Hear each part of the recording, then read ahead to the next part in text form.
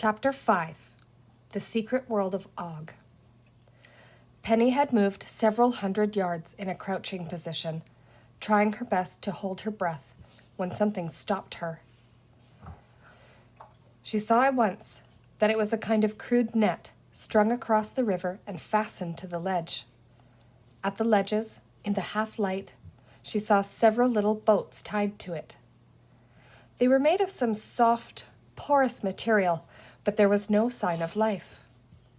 Ahead, she could hear a roar of water. Why, that would be a waterfall, she thought.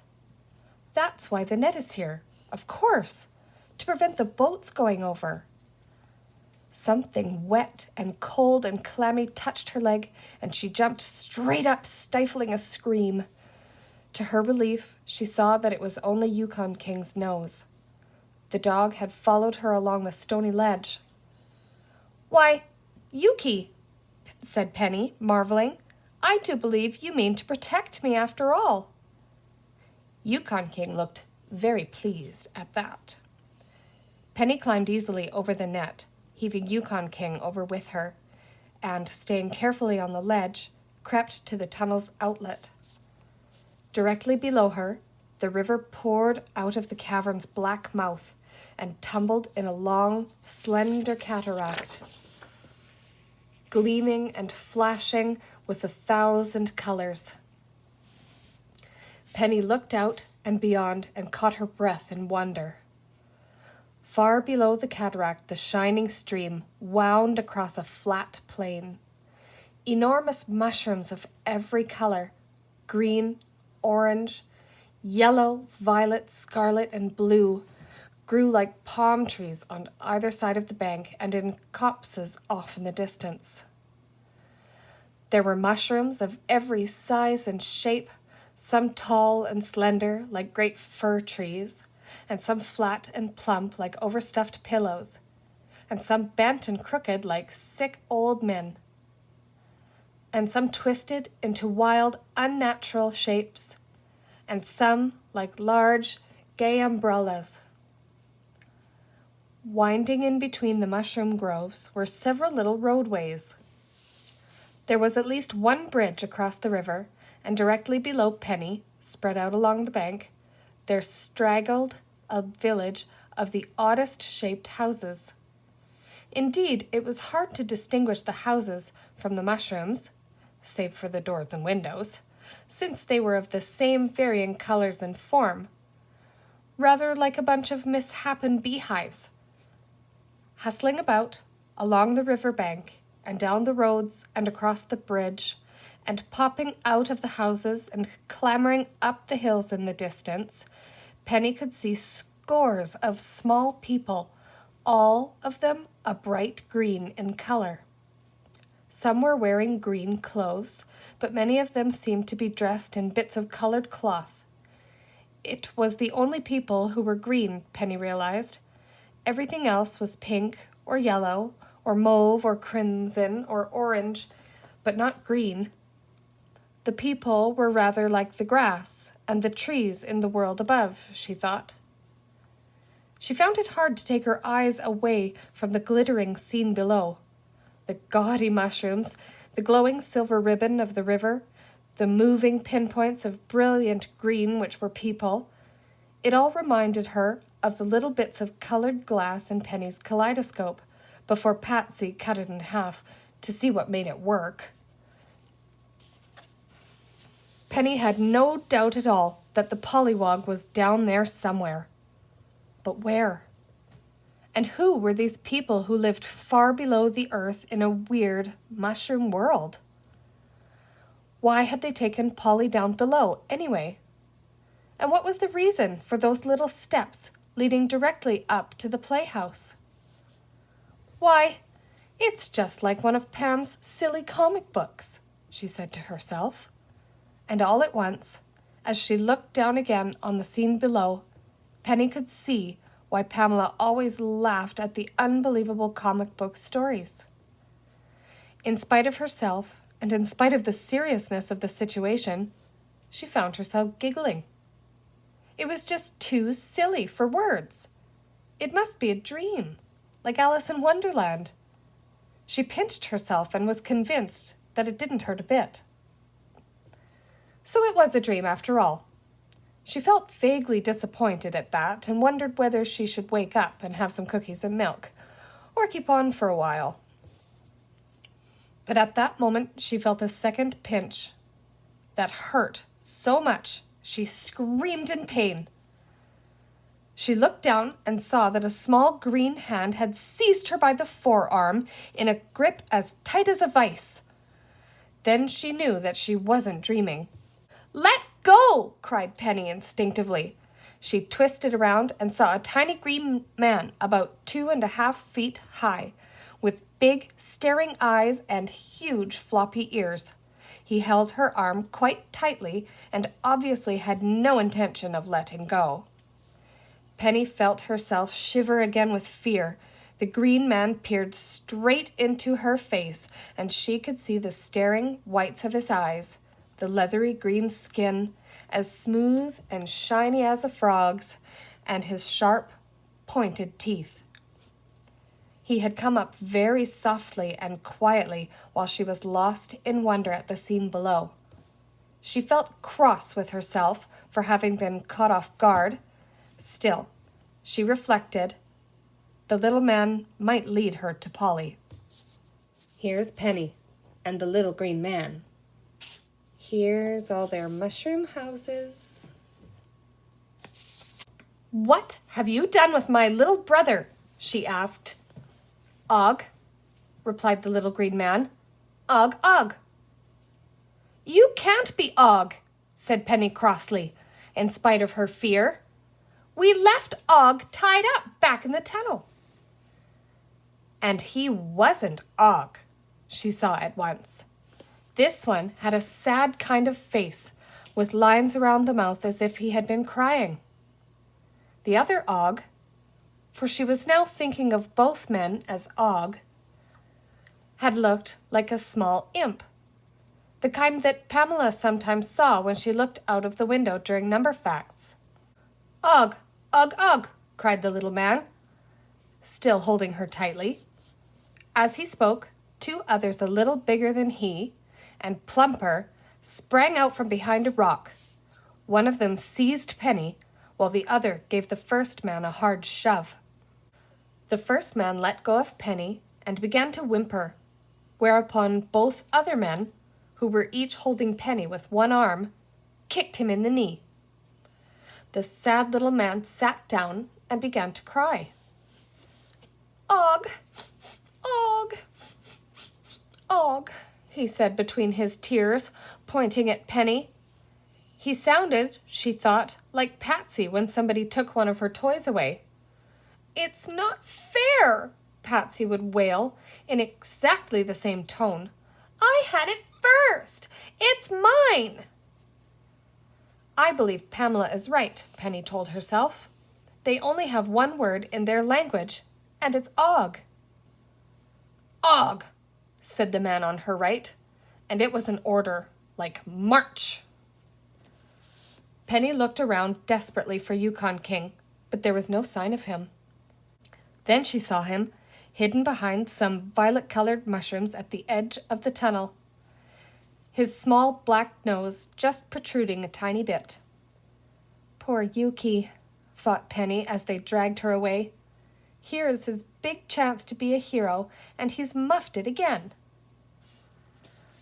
The 2 green men were pulling her towards some steps leading down the hill, not far from the waterfall. Penny was scared now, more for the others than for herself. How worried they would be when she didn't come back. What would Pamela do, she wondered. She wasn't a very good leader, though she was really quite smart. Penny wondered if she mightn't leave some trail they could follow, but she could not move her hands to reach into her pockets. The little men walked on either side of her, holding her arms tight against her sides. Out of the corner of her eye, she detected a small movement behind another large clump of mushrooms. She looked again. Sure enough, it was Yukon King. The little dog was belly down on the ground, creeping from clump to clump and fairly quivering with excitement. Why, he's being a spy, thought Penny with delight. He's decided to find out where they're taking me and then go back and tell the others. What a clever dog he is, after all. And she remembered a television show in which the giant Malamute had trailed his master and brought help at the 11th hour. The climb down was a long and weary one. When they reached the bottom, Penny, on looking up, could no longer see any sign of a roof above them, only a greenish glow which looked like sky. She saw that the country of the Oggs was bowl-shaped with pastel-colored hills rising on every side, presumably to the roof of the great cavern beneath the earth. Halfway up one of these slopes, directly behind and above her, was the black mouth of the tunnel with the flashing cataract leaping from it in a graceful arc. She wondered what the others were thinking now back there in the dark, and what they were doing. On the way down, the little two men had stayed silent.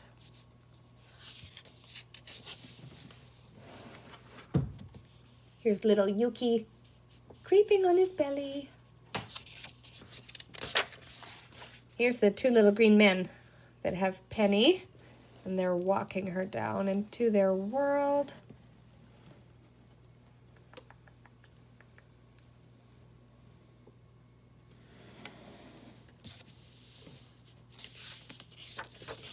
Now, on the outskirts of the village of colored mushroom houses, they met a group of several others.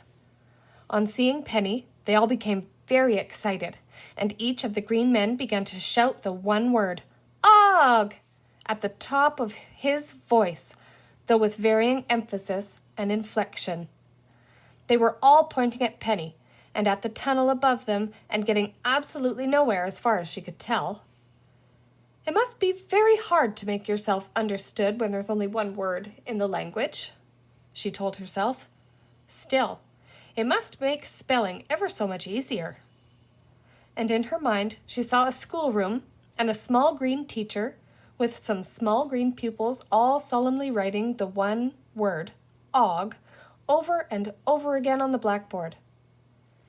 Now out of the group stepped a taller man. He raised his hand for silence, and all the others stopped shouting Og and stepped back. To Penny's astonishment, this creature was wearing a Western 10-gallon hat and a tin star pinned on his shirt. It was a very rusty tin star, but she could just make out the word sheriff on it. The star looked familiar, and Penny was pretty sure it was the one that Patsy had been given for Christmas, along with a black Bart cowboy suit and a set of pearl-handled revolvers. Patsy had lost one of the guns and the star in the woods below the house. They had all searched for it in vain. Now here it was, pinned to the chest of a little man some 2.5 feet high, with big, staring eyes and floppy ears, and solidly green from top to bottom. Og, said the man with the sheriff's star in a booming voice of a command. He pointed commandingly down the roadway which led in an easy curve along the base of the cliff down which they had just clambered. And the small procession moved off in that direction. The sheriff walked in front, and then Penny, with her captors on either side, and then a sort of rabble of green people falling in behind, all saying Og to each other in whispers. Og, Og, Og, Og, Og. This must be Main Street, Penny said to herself as she walked along. And indeed, it was quite apparent that many of the little dome-like buildings on either side were shops. They had stalls in front of them crammed with the strangest merchandise. Some of it seemed a little bit familiar. Why, they're all like a lot of second-hand stores, she said half aloud. And truth to tell, they were. Each of them filled with an amazing quantity of junk of every kind. As the green men's legs were very short, they moved quite slowly down the street, and Penny was able to look over quickly at several of the open stalls. In one of them, she saw 3 toy cars and a toy tractor, all rusty, which she was sure had once belonged to Peter. He was always leaving them out in the rain and losing them. In another, she saw a pile of comic books, including several mad monsters that Pam had accused Patsy of throwing away. A third stall was full of dolls, including a panda bear that Patsy and the twins had dropped in the frog pond, and several other faded dolls. Then Penny broke into a shrill scream. There at the front of the stall was her very own doll, Elizabeth Ann, with the hair that really combed. Penny's heart leapt. So that's where poor Elizabeth Ann had got to. Now, she told herself firmly, she would never, never go back above ground without taking Elizabeth Ann with her. She fixed the little stall securely in her mind so that she would remember it later. There were several more stalls. A dress shop containing some old dress-up clothes that had gone missing weeks before, and another stall full of broken and discarded toys. And then what was quite obviously a butcher shop with stalls full of small rabbits, some already dressed and hanging by their feet, and some alive and hopping about in cages. There was something odd about those rabbits, Penny thought. She looked more closely as she went by. There in the middle, with what was quite obviously a price tag around his neck, was earless Osdick himself. Why, I believe this silly little man thinks he's some kind of rabbit, Penny thought. Osdick saw her and jumped up and let out what he thought was a bark, and Penny's heart almost broke at the sight of him, sitting in that wire cage like so much meat, with a price tag on him. Something had to be done, she realized, and done quickly, or he'd be sold and eaten. And the pollywog, she thought, do they think he is a rabbit too? But there was little she could do. She was surrounded by a swarm of people, men, women, and even some tiny green children, all looking at her and pointing and chattering among themselves.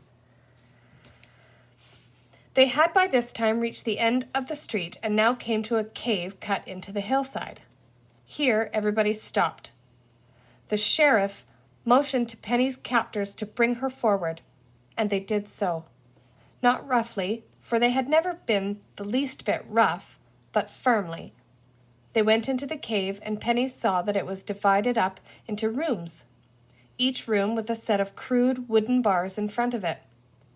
All these rooms, cells really, were empty except one.